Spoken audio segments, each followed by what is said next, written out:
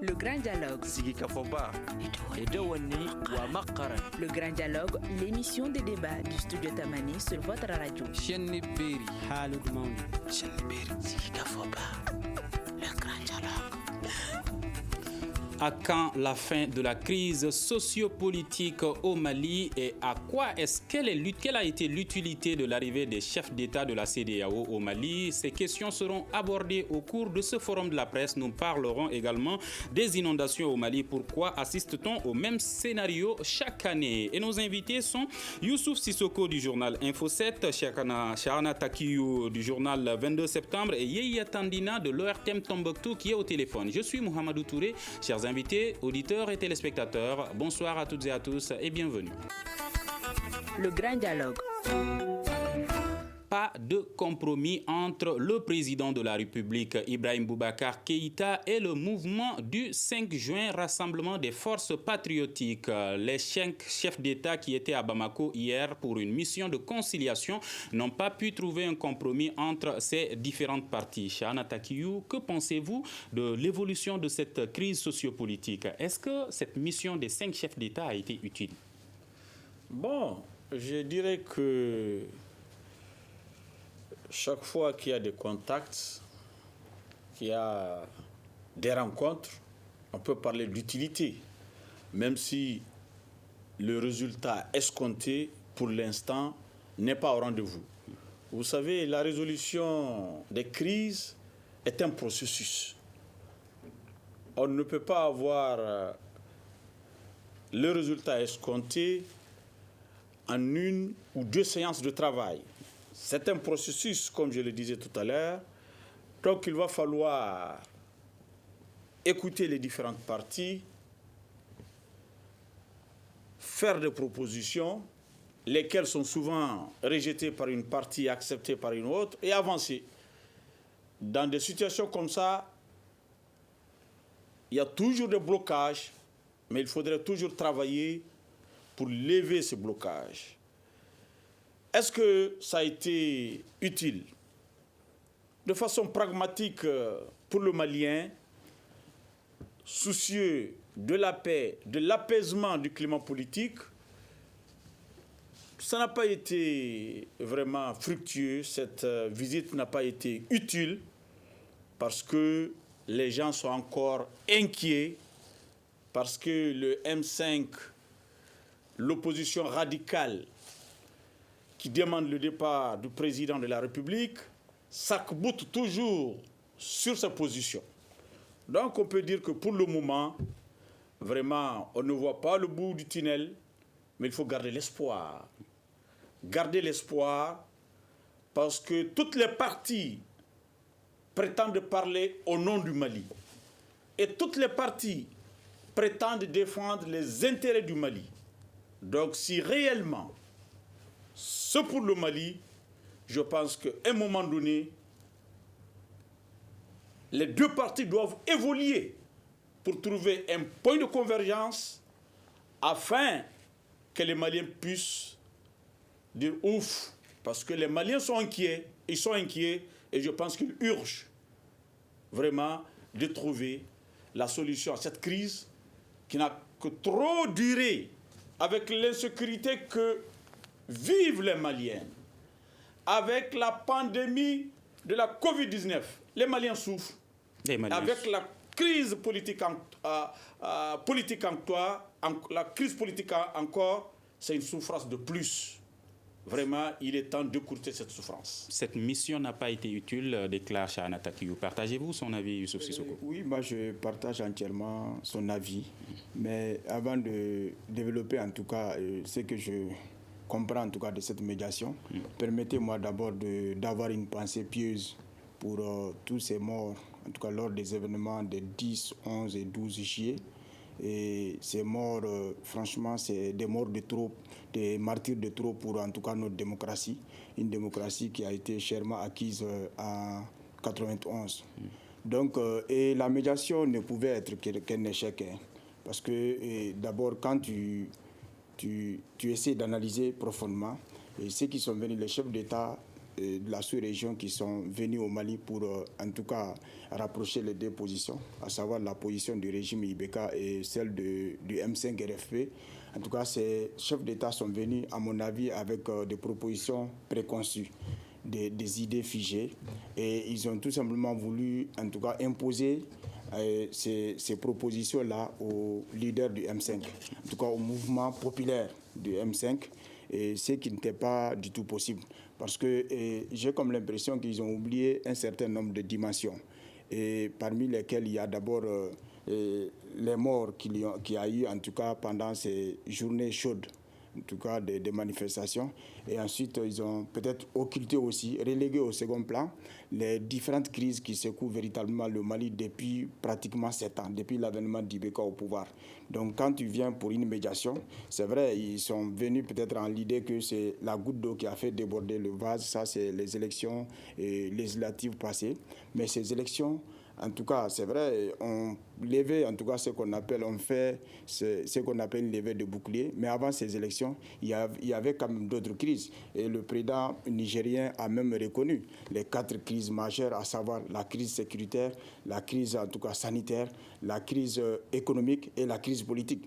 Mais malgré tout ça, et si, en tout cas, les médiateurs, ils viennent, en tout cas, pour sauver, comme pour paraphraser Maître Konaté, ils sont venus tout simplement sauver un homme et son régime et pas la République. Je pense que la mission de médiation ne pouvait être qu'un échec parce que tout simplement ils n'ont pas su appréhender en tout cas les différentes crises qui secouent le Mali.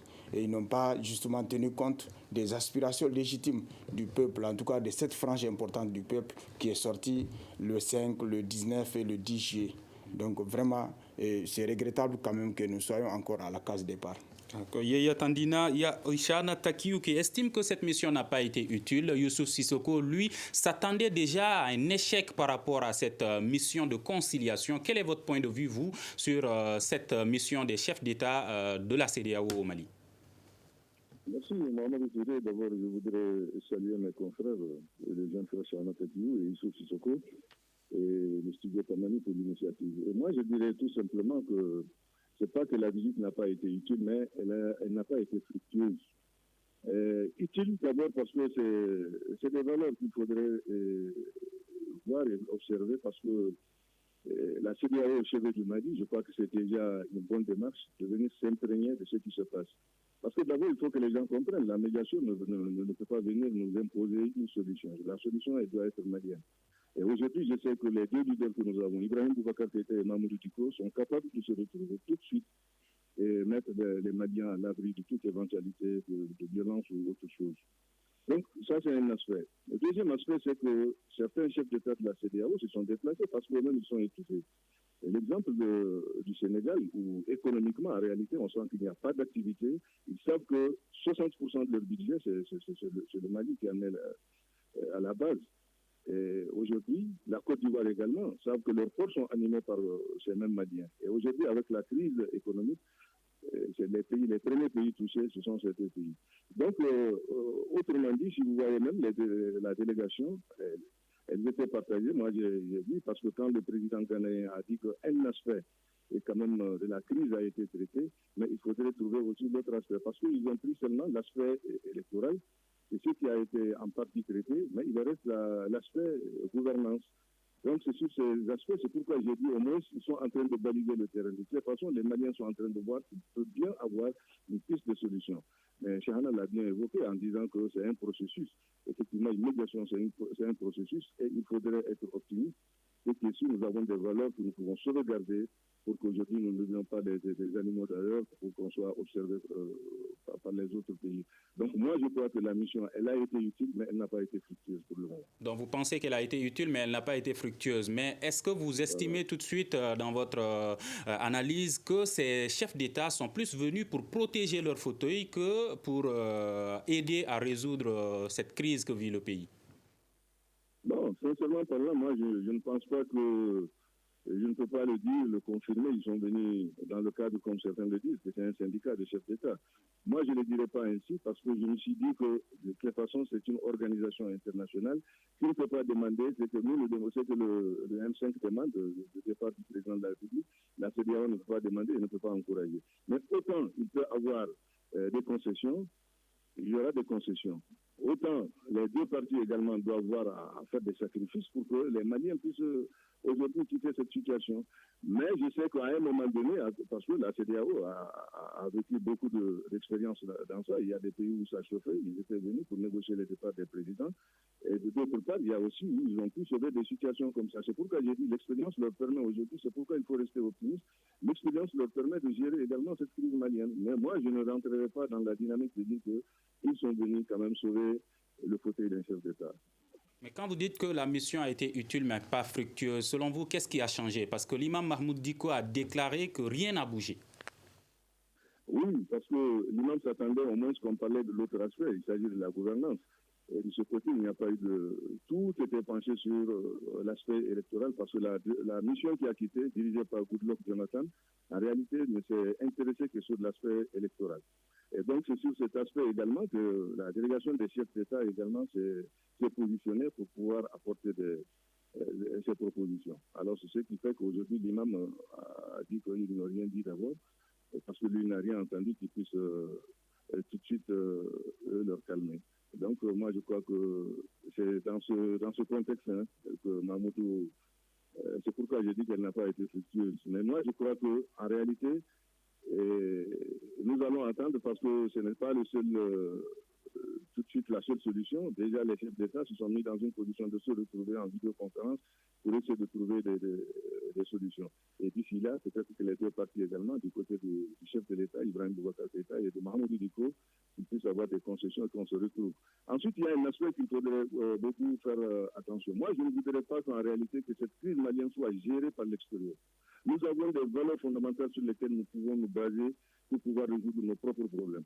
C'est pourquoi souvent, il faut même minimiser l'apport des médiateurs extérieurs et pour que les Maliens eux-mêmes entre eux se retrouvent et trouver leurs propres solutions. Je crois que c'est la formule, c'est peut-être que l'attitude adoptée par l'imam et peut-être que même Ibeka est animé de cette foi. Vous qui pensez que cette mission n'a pas été utile, est-ce que vous partagez cette réaction de Mahmoud Dicko qui dit que rien n'a bougé? D'abord, tu me permets de saluer mon grand frère et estimé confrère Yahya Tandina depuis la cité des 333 Saints. Ensuite, par rapport à la déclaration de Mahmoud Dicko selon laquelle rien n'a bougé, je pense que dans les faits, c'est la réalité.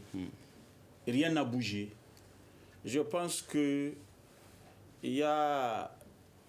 ils n'ont pas compris certainement la mission des chefs d'État. Qui n'a pas compris? Le M5. Le M5. Cette mission des chefs d'État, de mon point de vue, n'est pas une mission qui est venue pour renégocier cette CEDEAO a envoyé une mission présidée par Goodluck Jonathan, qui a fait un travail sanctionné par un rapport final. Vous pensez que les chefs d'État qui ont mis cette éminente personnalité en mission viendraient ici à Bamako pour le désapprouver? Que non. Alors, qu'est-ce qui est le plus important?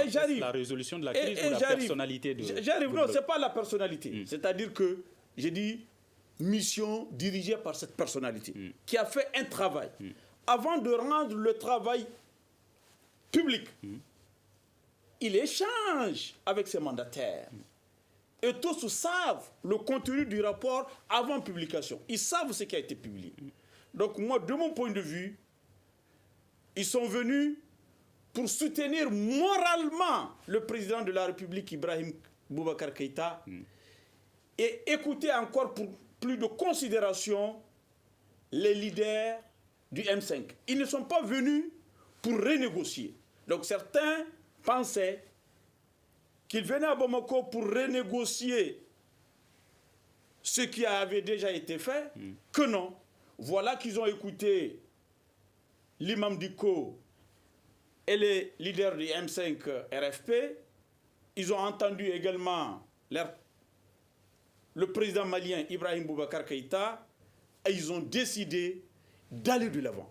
Maintenant, on peut espérer à une autre décision parce que avec la conférence des chefs d'État prévue, je pense, la semaine prochaine, avant quand même la fête, est-ce que vous voyez, au niveau de cette conférence, je pense qu'il pourrait avoir une décision.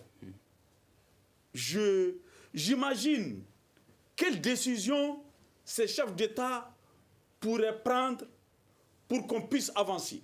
Je pense avec l'accord du président Ibrahim Boubacar Keïta, de deux choses, une ou deux. Soit ils vont demander à Ibeka de sacrifier le Premier ministre Boubou Cissé, ou de dissoudre l'Assemblée nationale, ou le deux à la fois. Parce qu'on ne peut pas rester sur cette situation. Il faut que les lignes bougent. C'est vrai que les morts, les martyrs ont une place importante dans cette situation. J'entends souvent que la CEDEAO n'a pas parlé de martyrs à négliger. Que non. Dans le rapport final, la CEDEAO a bel et bien demandé qu'une enquête soit menée et que justice soit faite. Donc, je pense que la CEDEAO, elle est droite dans ses bottes. Elle a des principes. Elle a une charte. Ce n'est pas parce que aujourd'hui le Mali a des difficultés réelles, que la CEDEAO va changer ses principes, sa charte, pour l'adapter au contexte malien. Que non. La CEDEAO, le Mali est membre de cette organisation depuis très longtemps, membre fondateur. Donc, les textes s'appliquent à tout le monde et de la même manière. Pour terminer, mon estimé frère Yaya Tandina a évoqué une éventuelle médiation malienne au niveau du Mali même, qu'on trouve nous-mêmes les solutions. Je voudrais dire à Tandina que cela n'est pas possible aujourd'hui parce que les ressorts sont cassés ici au Mali. Les ressorts sont cassés, sont brisés. Les religieux, vous m'excusez, sont tous politisés.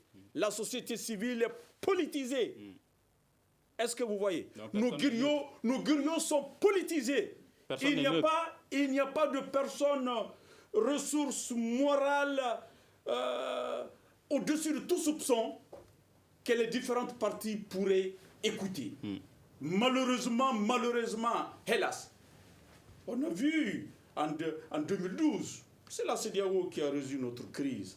Les différentes rébellions, c'est toujours à l'extérieur. Nous sommes incapables ici au Mali, par nous-mêmes. Est-ce qu'elle a été résolue?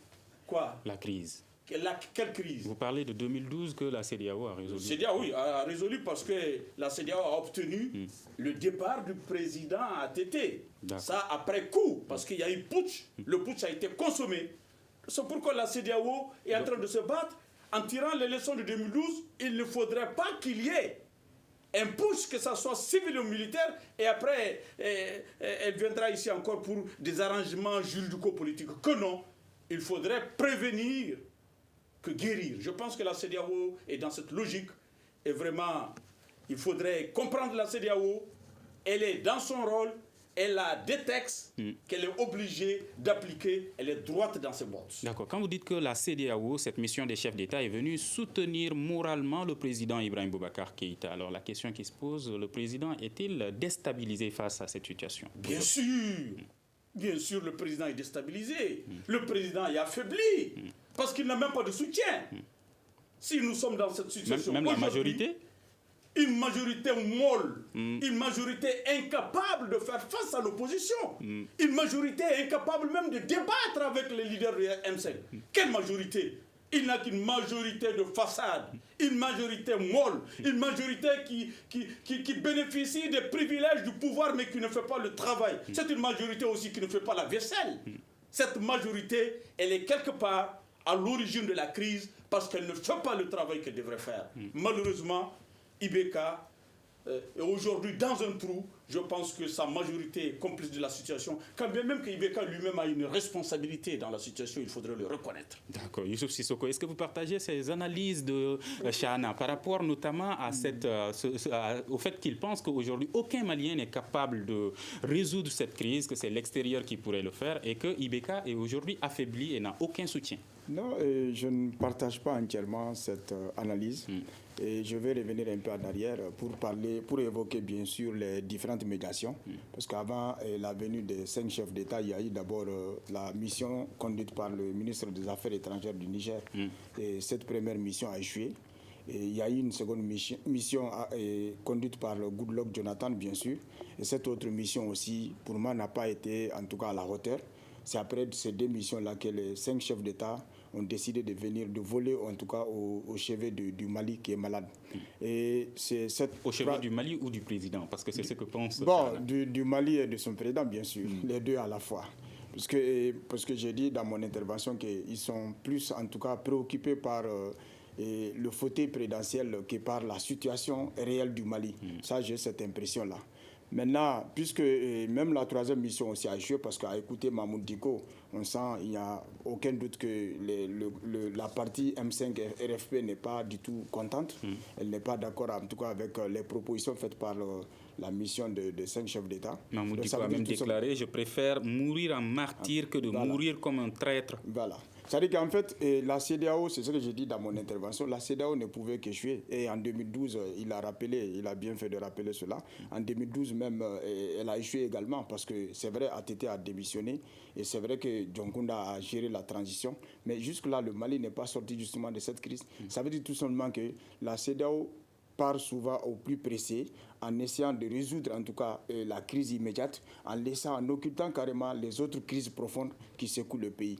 Alors cette gestion en tout cas des différentes crises ne pouvait être en tout cas qu'un échec à la longue.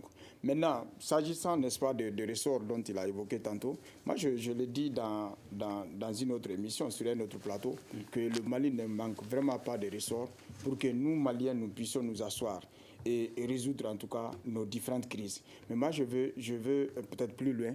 Et moi, je dirais tout simplement que si on n'arrive pas justement, s'il y a cette crise de confiance, c'est parce que le président de la République a sa très grande part de responsabilité dans ça. Et franchement, moi, je pense qu'en tant que père de la nation, c'est lui qui devrait se mettre au-dessus de la mêlée. Mais malheureusement, il n'a pas joué justement ce rôle de père. Et c'est ce qui a rendu justement la situation très difficile. Et moi, pourquoi solliciter en tout cas la CEDEAO, alors que nous-mêmes, nous avons nos mécanismes en tout cas de résolution des crises chez nous-mêmes? Moi, je pense que la balle... Chana pense que tous ces mécanismes sont politisés. Non, je pense que c'est vrai, les religieux, la société civile, toutes ces entités-là sont politisées. Mais moi, je pense que nous ne manquerons pas justement, même du côté universitaire, pourquoi pas. Il suffit tout simplement que le père de la nation, qui est le président de la République, que lui se mette en tout cas au-dessus de la mêlée, qu'il accède même aux revendications... Il est dans la mêlée, comment voulez-vous qu'il soit... Non, se mettre au-dessus de la mêlée, ça veut dire tout simplement qu'il doit être à l'écoute de son peuple. Parce que j'ai comme l'impression qu'il est toujours accroché en tout cas à ses privilèges, à son fauteuil, à ses prérogatives, alors que le Mali est dans une situation, il faudrait qu'il c'est ce que j'ai tout le temps dit, il faut qu'il descende en tout cas de son piédestal pour être en tout cas à l'écoute de son peuple. Parce que ces gens-là, les M5, peut-être chacun peut avoir en tout cas son opinion là-dessus, hein. Et bon, c'est des gens, ils ont eu à gérer avec IBK, c'est des anciens ministres. Mahmoud Dicko, il est dessus parce qu'il a été... Mais pour moi, analyser comme ça, c'est peut-être réduire tout simplement, en tout cas la crise, à un problème de personne. C'est-à-dire que ce n'est pas lié à Mahmoud Dicko, ce n'est pas lié à Shogel, ce n'est pas lié à Muntaga, c'est parce qu'il y a une crise profonde. Il faut que les gens comprennent cela. Et quand il y a une crise profonde, il faut des solutions adéquates, des solutions idoines pour sortir de cette crise. Et apparemment, IBK n'est pas dans cette posture. Parce que si IBK est affaibli et ne bénéficie d'aucun soutien comme le pense Chana, est-ce que le M5 a raison aujourd'hui de demander son départ? Vous savez, demander le départ d'IBK, moi je pense que c'est juste une base de négociation pour le M5. Vous l'avez vous-même constaté, dans leur mémorandum, ils avaient enlevé ça pratiquement. Au départ, c'était le départ d'IBK, mais après consultation, après en tout cas négociation, ils ont enlevé cet aspect-là. C'est quand il y a eu mort d'homme maintenant qu'ils ont remis en tout cas la démission du président de la République. Et moi je pense que jusque-là, j'ai comme l'impression que IBK n'est pas conscient justement de la profondeur de la crise qui secoue le Mali.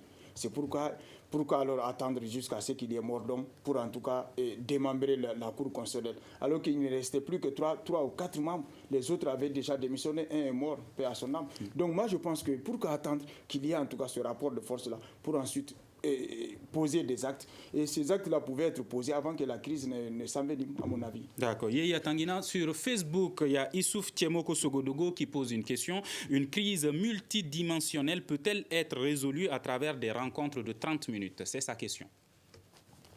Ça, c'est... On ne peut même pas le faire, on ne peut même pas l'imaginer. Allô? Oui, vous avez entendu la question? Oui, j'ai entendu la question d'Issouf sur Facebook. Oui. Voilà, donc je disais que ce n'est même pas possible en 30 minutes, même si c'est sur un seul sujet, je sais que c'est difficile pour une rencontre de 30 minutes de résoudre un problème. Et là, il ne fallait même pas s'y attendre à un résultat. Et ça, c'est un. Maintenant, par rapport au mécanisme de gestion, pour dire à M. Chahana, nous avons l'habitude, après tout, on se retrouve pour dire quand même, on s'excuse si chacun reconnaît ses erreurs, dire vraiment je m'excuse, et puis venez ensemble, nous allons faire ça. Le président de la République peut le faire. Je crois que c'est pourquoi j'ai dit la solution malienne, elle est possible. Il y a des erreurs, je le reconnais, et aujourd'hui j'appelle tout le monde, M5 et RSP, venez, nous allons faire ça, nous allons faire ça, nous allons faire ça, ainsi de suite. Donc les Maliens entre eux peuvent bien apporter la solution. Donc tout n'est pas grillé. Moi j'ai de l'espoir, je sais que ça va finir par ça tôt ou tard.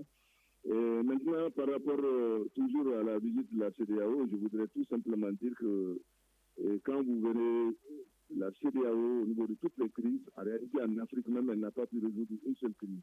Mais elle a toujours apporté une touche pour faciliter soit le départ, pour faciliter soit soutenir. Mais j'ai dit de toutes les façons, pour nous, c'est des valeurs qu'il faut conserver. Parce que chaque fois que le voisin vient te voir pendant qu'il y a des difficultés, ça ne te permet pas toi-même de te ressaisir. Donc voilà, nous sommes pris en témoignage par tous les chefs d'État voisins qui sont venus nous voir. Bien que pour ça, nous pouvons prendre conscience nous-mêmes et régler notre problème. Mais j'ai dit que la visite, quand même, si elle n'a pas été fructueuse, mais elle est quand même utile, il faut le reconnaître. Alors, si que ces deux parties n'arrivent pas à trouver un compromis d'ici la fin de la trêve, jusqu'à la fin de la fête de Tabaski, quels peuvent être les risques? Bon, les risques quand même sont grands, Mohamed Touré, il faut le voir, parce que d'abord, non seulement les populations sont actuellement étouffées, dans les régions du Nord, si vous observez, vous voyez que toutes les activités sont arrêtées. Les ONG, les services étatiques, tout est arrêté. Donc les populations elles-mêmes vivent du jour au jour. Cela veut dire qu'aujourd'hui, même les fonctionnaires risquent d'aller au marché pour aller chercher la main-d'œuvre banale pour se faire manger. C'est des questions auxquelles il faut se poser. Donc, nous craignons que l'armée ne se mêle de la danse. Et c'est ce qui peut nous coûter cher et aller jusqu'au-delà de nos attentes. Et ça, nous ne le souhaitons pas. Je crois que les Maliens vont trouver la solution d'ici là. Quelle est l'urgence pour trouver une solution à cette crise, Chana? Il y a bien urgence à trouver une solution à cette crise. Je comprends bien mon frère Yahya qui pense toujours à une solution malienne. C'est un mirage, Yahya. Une solution malienne n'est pas possible. C'est souhaitable. Mais au regard des faits, des réalités, ce n'est pas possible. En 1991, il y a eu une crise politique. En 1997, il y en a eu. En 2012, il y en a eu. Aujourd'hui, nous sommes dedans. Toutes les crises politiques que nous avons eues n'ont pas pu être gérées par la société malienne, par nos ressorts. Malheureusement. Toutes les crises à partir de... Toutes les crises politiques, je dis bien. Toutes les crises politiques. Même quand tu remontes encore plus loin. Si c'est politique, c'est encore compliqué. Si c'est des tensions sociales, je comprends à Tombouctou, si l'imam de Tombouctou, Ben Assayout, intervient dans une situation, ça prend fin. Si le chef traditionnel, Alpha Maman, intervient dans une situation, ça donne des résultats. Nous avons ces ressorts-là dans beaucoup de nos localités, dans nos villages. Ça existe. Il y a des griots, quand ils interviennent, ils parlent, c'est terminé. Même si tu as tort, tu laisses. Pourquoi ne pas les impliquer dans la résolution de cette crise? Ils se sont grillés, ces gens-là. Même les imams Ben Essaïtou de Tombouctou? Bon, Ben Essaïtou, il est à Tombouctou, il est membre du Haut Conseil des collectivités. Le Haut Conseil des collectivités intervient au niveau national. Mais le Haut Conseil des collectivités, ils sont déjà opposés à l'imam Diko, qui est un des protagonistes. Il est très difficile que ces gens-là puissent faire l'arbitre, parce que quelque part, qu'on le veuille ou non, qu'on l'accepte ou non, l'imam Diko est peint comme étant un rival du bureau actuel du Haut Conseil islamique. D'accord. Dans ce cas, la solution est-elle le départ du président de la République, Chana? Non, vous savez que nous sommes en politique. La politique est très difficile. Aucun président ne peut se démettre de cette manière. Aucun président, parce que un pan entier du peuple, hein, les gens qui sont sortis, qui ont manifesté, c'est des gens très importants. Ils sont représentatifs. Même si je ne rentre pas dans le débat, ils sont le peuple ou ne sont pas le peuple, c'est que sûr, c'est des gens influents qui sont importants. Ils doivent être écoutés. Ce n'est pas parce qu'ils revendiquent quelque chose qu'il faudrait obligatoirement leur donner. Que non. Que non. Nous sommes en politique. Le président a été élu démocratiquement à peine 2 ans. Ils étaient tous candidats avec les scores que nous connaissons. Ils ont été lamentablement battus. Aujourd'hui, c'est vrai, il y a des vrais problèmes. Que ce soit Diko, Choguel ou même Sissoko, n'importe qui sortirait dans la rue pour tenir ce discours-là pourrait être suivi parce qu'il y a un malaise social qu'on ne peut pas cacher. Le malaise est là. Le malaise social est perceptible. Il est lisible. Il est visible. Il revient au président de la République de prendre en charge ce mécontentement populaire. Mécontentement, il y a. Comme vous le dites, est-ce mais qu'il a ce cette capacité mécontentement de le populaire faire? ne passe pas forcément par sa démission. Que non. Je trouve que, comme il l'a dit, c'est une base de discussion pour même préciser ce que vous avez dit. Ce n'est pas après les morts qu'ils ont remis la démission du président sur la table. C'est bien avec le meeting du 10 juillet, avant les morts. Est-ce que vous voyez? C'est après le discours du président de la République. Comment? N'est-ce pas après le discours du président de la République? Oui, après le discours du président. Le président de la République, je trouve personnellement qu'il est lourd dans la décision. Il est lourd dans la décision. Le démembrement de la Cour dont il a fait cas récemment, il aurait pu le faire avant le meeting du 10 juillet. Il est lourd dans ce cas, Chana, vous dites qu'il est lourd dans les décisions, il est affaibli, il n'a pas de soutien et vous estimez que c'est lui qui doit trouver une solution à cette crise, excusez-moi. Alors aujourd'hui, est-ce qu'il a ses capacités face à tout ce que vous dénoncez le concernant? Absolument. C'est-à-dire que nous sommes dans une situation où il faudrait que nous l'aidions tous. Opposition, majorité, société civile, nous devons concourir à aider le président de la République, pas pour lui-même, mais pour le Mali. Peut-il compter sur cette aide? L'opposition surtout, la société civile. Mais vous savez, moi j'ai tout le temps dit que si Ibeka a un soutien, s'il a un ami dans cette crise-là, c'est son rival Mahmoud Diko, c'est l'imam Mahmoud Diko. L'imam Mahmoud Diko lui a donné tellement de portes ouvertes, lui a fait tellement de propositions que si Ibeka, franchement, avait non seulement, s'il avait pris conscience justement de la gravité de la crise, il allait tout simplement accéder aux revendications du M5. Pas toutes les revendications, mais certaines revendications au moins. Et aujourd'hui, quelle peut être la solution? Avant de passer à la solution, moi j'aimerais tout simplement rebondir un peu sur ce que Charles a dit. Parce qu'il dit tout simplement que la démission du président de la République a été remise en tout cas dans les points de revendication du M5 après le 10. Justement, c'est parce qu'à partir du 10 qu'il y a eu tuerie. Maintenant, oui, après tuerie. Mais je veux tout simplement dire que la démission du président de la République, nous convenons tous que c'est une équation à plusieurs inconnus. Parce que si le président démissionnait tout de suite, franchement, on ne sait pas qui va gouverner. Parce que le camp d'en face qui est pour le moment silencieux, ce camp-là ne va jamais accepter que l'autre camp gouverne. Alors qu'est-ce qui va se passer? C'est peut-être l'entité la mieux organisée qui est l'armée qui va intervenir. Et quand l'armée intervient, ça s'appellera coup d'État. Dans ce cas, doit-il accepter le titre honorifique que l'on propose? Franchement, moi je pense que Ibeka aujourd'hui doit accepter comme solution. Il doit accepter de partager les responsabilités maintenant avec son opposition. Parce qu'il est très affaibli, comme il a si bien dit. Et j'ai comme l'impression que... Mais en partageant, qu'est-ce qu'il doit leur laisser? En partageant de plein pouvoir? En partageant. C'est-à-dire que les revendications du M5 RFP, par exemple, un gouvernement d'union nationale avec un premier ministre plein pouvoir, moi je pense que ce n'est pas de la mer à boire. Et la Cour constitutionnelle déjà, ça c'est derrière nous. Il reste tout simplement à la remembrer. Sinon, elle est partie déjà. Donc maintenant, pour l'Assemblée nationale, moi je pense qu'on peut revoir. C'est-à-dire que les députés qui sont supposés être mal élus, ces députés doivent pouvoir en tout cas démissionner au nom du pays. Pour en tout cas, pour qu'on puisse trouver très rapidement une solution à la crise au niveau de l'Assemblée. Mais c'est les trois questions, c'est les trois revendications principales en réalité du M5. Mais ces trois revendications-là, franchement, IBK en les acceptant, c'est comme s'il accepte en tout cas de partager les responsabilités maintenant avec son opposition pour sortir le Mali de cette crise. Parce que d'ici 2023, franchement, il faudrait que nous sortions. Nous ne pouvons pas, le Mali ne peut pas continuer à ce rythme-là, sinon il va s'effondrer totalement. D'accord. Et il faut rappeler que concernant la Cour constitutionnelle, certains des membres ont soumis un recours gracieux. Parlons maintenant du deuxième sujet de ce forum de la presse, les inondations. Selon le directeur régional de la protection civile de Bamako, cette année, il faut s'attendre à pire que l'année dernière. Yaya Tandina, à Tombouctou, quelle est la situation aujourd'hui? La situation elle est alarmante. Déjà, nous savons qu'au niveau de Kiri et Kundam, la question se pose. Et à Tombouctou, avec deux pluies déjà, nous avons vu que les mares ont repris quand même de l'eau. Et certaines maisons, nous avons déjà compté 3 à 4 maisons qui sont tombées. Et cela veut dire que nous devrons nous attendre que justice, il y a déjà des...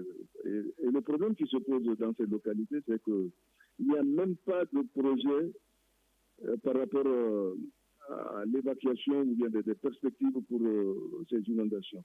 Et depuis un certain temps, les populations se sont soulevées pour demander, mais en réalité, jusque-là, aucun partenaire, et sinon même les communes qui ont en charge quand même de prendre ça et ne font absolument rien. C'est pourquoi vous voyez qu'à Kundam, tout récemment, les mares sont remplies. Aujourd'hui, les écoles sont entourées d'eau et ça pose problème. Même au cas où il y a des familles sinistrées, c'est difficile de les amener dans ces écoles qui sont déjà dans l'eau.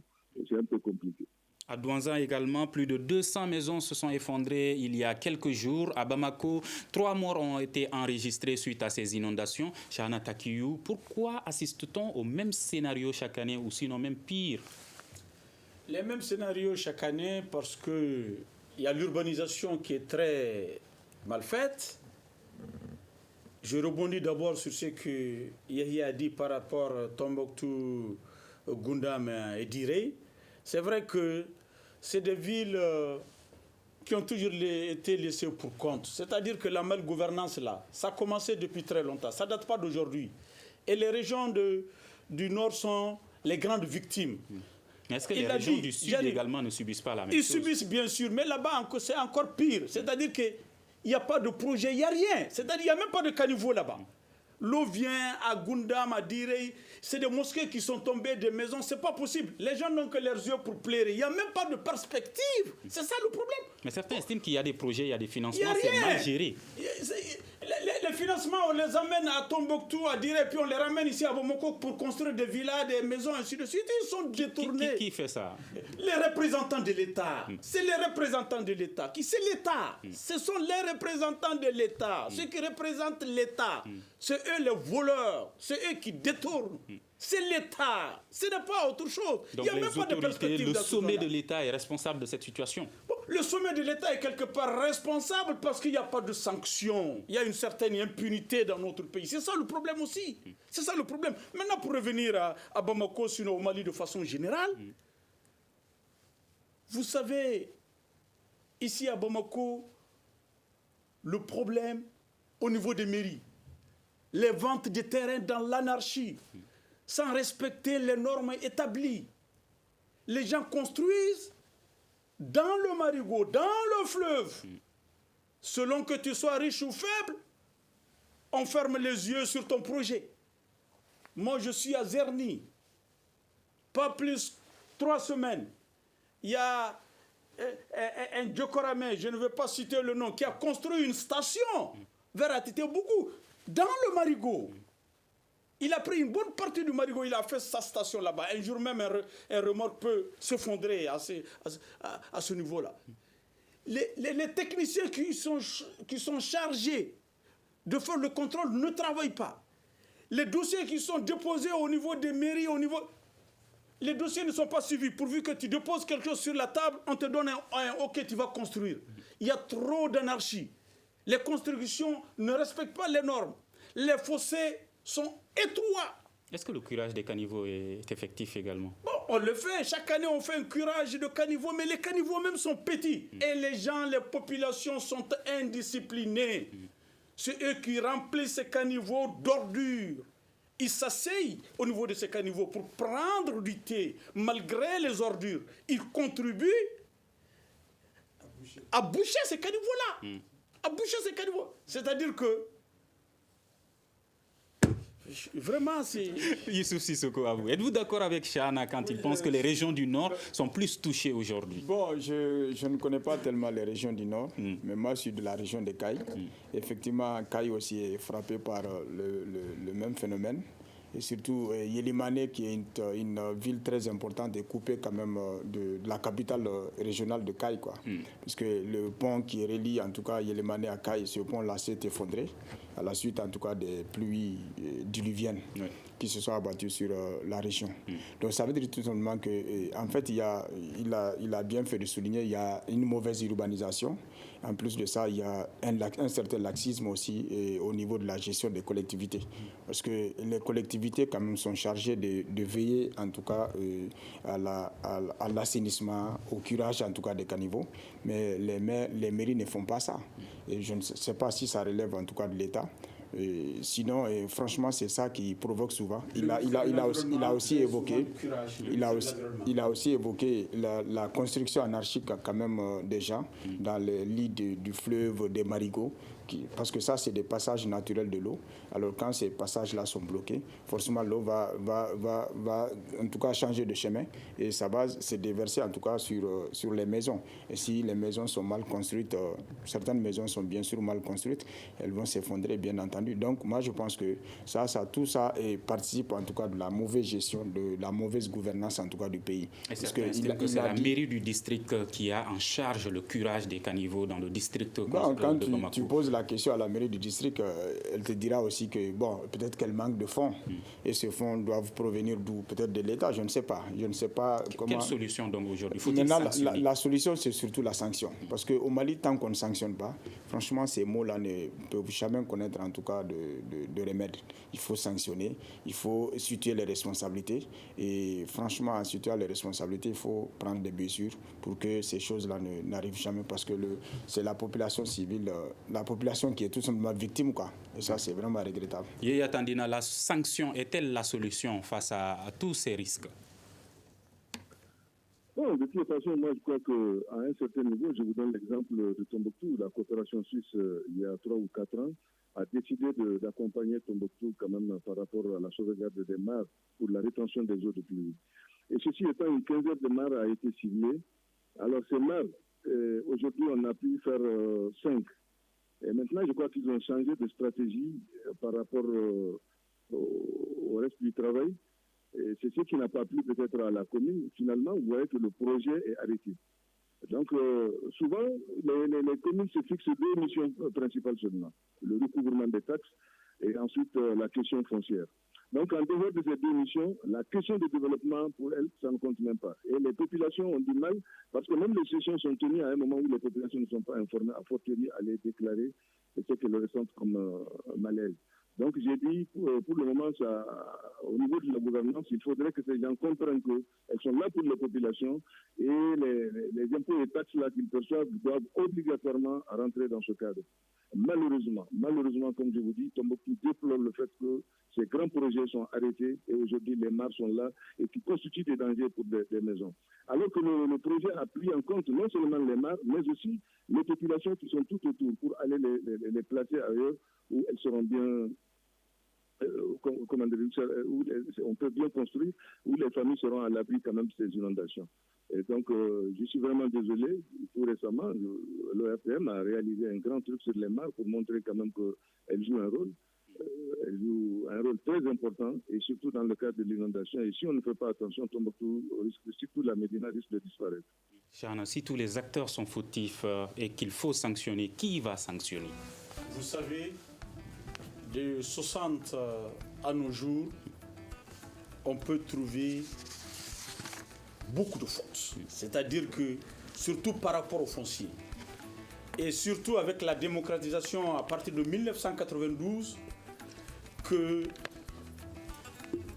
l'urbanisation des villes, surtout de Bamako, a pris de l'ampleur. Avec les maires prédateurs, on vend tout et partout. Il nous reste 30 secondes. Qui va sanctionner si tout le monde est fautif? j'arrive. Qui va sanctionner? C'est-à-dire que maintenant, il y a tellement de fautes, il y a tellement de fautes qu'on ne sait même pas à partir d'où sanctionner. Il faut faire l'enquête pour venir. Moi, si je dois prendre les repères à partir de 92, venir. Si on le fait à partir de 92 en nos jours, nos prisons n'auront pas de place. Est-ce que vous voyez? Je pense qu'il va falloir à un moment donné s'arrêter et dire plus jamais ça et qu'on soit très rigoureux, vigilant sur la situation. On s'arrête à un moment donné, plus jamais ça. Merci Chana Takiou du journal 22 septembre, Youssouf Sissoko du journal Info 7, Yéya Tandina de l'ERTM Tombouctou. À quand la fin de la crise sociopolitique au Mali et inondation au Mali? Pourquoi assistons au même scénario chaque année? C'était les thèmes abordés au cours de ce forum de la presse. À la régie vidéo et audio Peting Diara et Nouhoum Djiré. Je suis Mohamedou Touré. On se retrouve la semaine prochaine pour un prochain forum de la presse, vendredi prochain, c'est-à-dire. Le Grand Dialogue. Le Grand Dialogue, l'émission des débats du studio Tamani sur votre radio.